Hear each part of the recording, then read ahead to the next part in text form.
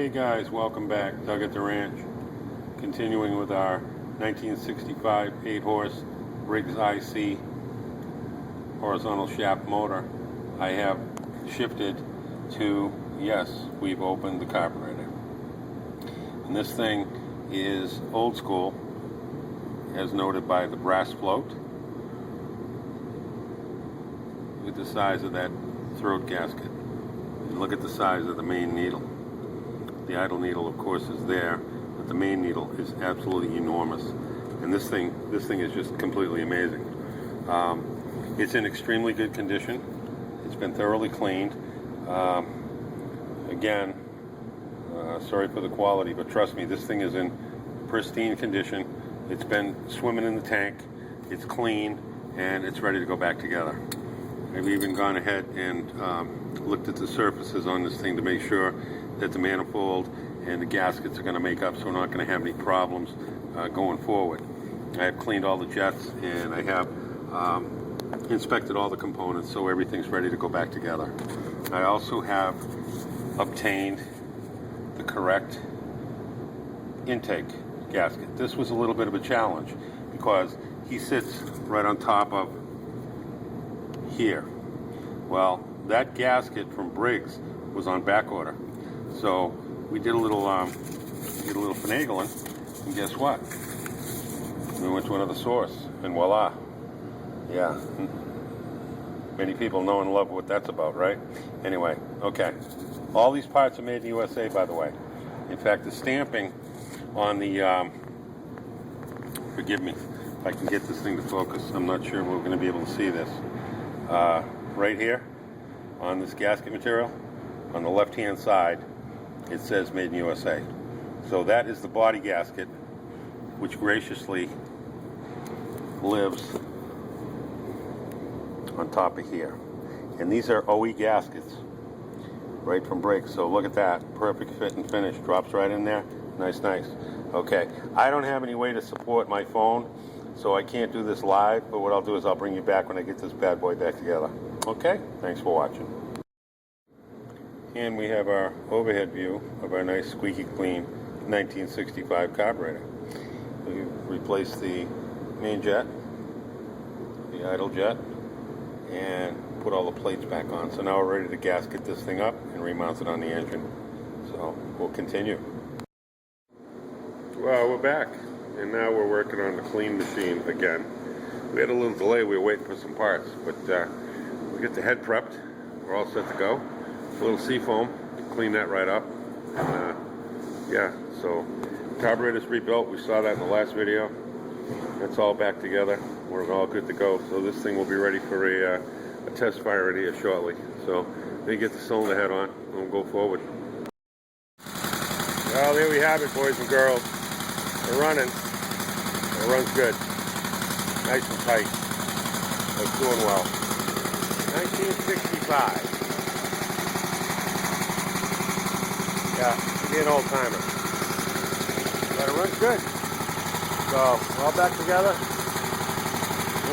No more head gasket leak. New air filter in there. Good carburetor. Good to go.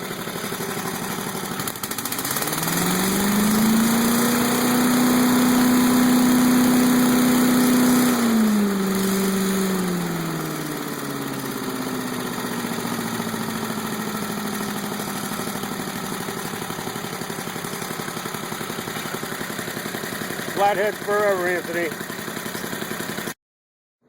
Hey guys, Doug at the ranch, and ladies too. Today we're working on an MTD yard machines. Yep, that's the sign of the times. Everybody's got one of these in their garage, right next to their mini bikes and go-karts. Well, this one has been around for a few years and has not been tended to. And now we have the dreaded, see the yellow fuel bowl? Yeah. And it doesn't start. It doesn't start because that's gum from ethanol and no conditioner in the fuel. And this would be a world famous Tecumseh 7 horsepower, as you can see. And yes, Anthony, it's an overhead valve machine. It's not a flathead. Sorry, buddy. But it's a PIA because you not only remove the muffler, as you can see, exhaust, muffler's gone. The shield here is also gone, out of the way. And then, now we're down to where we need to be to actually unbolt the carburetor from the intake manifold. So this is kind of a bizarre linkage setup on this thing, but you know, we'll get it done. I've been in worse conditions, but the view doesn't change this time of the year. Everything in the shop, almost everything, shows up with carburetor issue, big time. Fuel issue, and the carburetor is obviously very susceptible. So this is what we're working on. I'll bring you back. There you go, guys. How's your ethanol? Yeah, that's the residual as it evaporates out of the bowl. The alcohol leaves, the gasoline additives leave, and it leaves you with that little pile of stuff. And no, it's not draft beer. Look at the corrosion on this main jet. We got a little green and a little blue. And how about the gasket on the carburetor? Yeah, isn't that a peach? I got a new one here, just to show you the difference, what it should look like. This is a poor spot to be showing you, but and all the yellow debris on this rag all came out of this carburetor. So now it's time to go swimming. So I'm gonna throw it in the bucket, take a little swim, and we'll be back in a few, hopefully cleaned up. So let's get it going here. There she goes. All right, that's all there is to that, and we'll get back. All right, thanks for watching. Okay, better living through chemicals.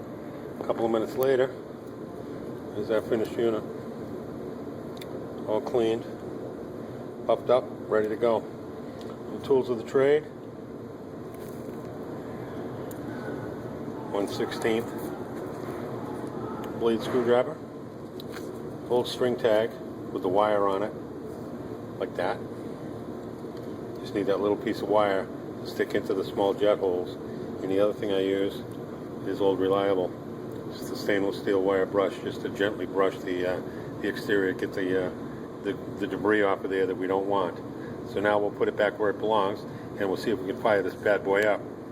We'll get back to you. Okay, we're all back together. Now time for a test fire, because if we get this thing all back together and discover that it's not going to run, we're not going to be having a good day here. So let's see if we can fire this puppy up.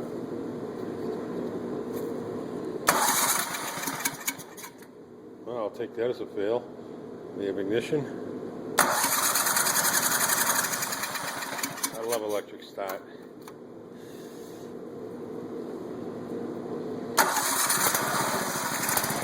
And we have ignition.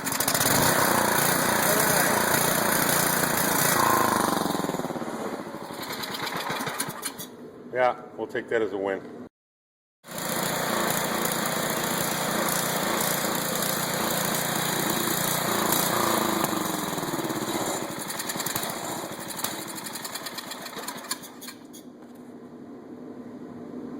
We'll call it good. It's ready for snow. I'm not. Thanks for watching, guys.